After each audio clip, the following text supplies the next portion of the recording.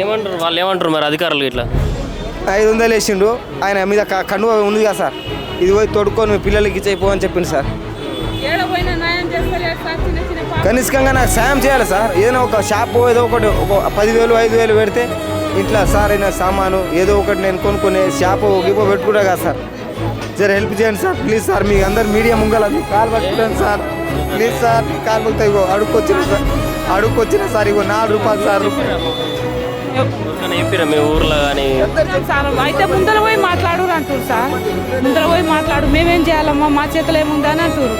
చాలా రోజులు ఇప్పుడు 3 సంవత్సరాలు ఆయన పడి ఎమ్మెల్యే ఆఫీస్కి పోయినాం, మళ్ళా కలెక్టర్ ఆఫీస్కి పోయినాం, పోయినా కానీ ఏం న్యాయం చేస్తలేరు సార్ మాకు. అందుకని ఒక వికలాంగుల బండి అయినా ఆయనకు పింఛనైనా, ఆయన కార్డు కూడా లేదు, బియ్యం కార్డు కూడా లేదు సార్.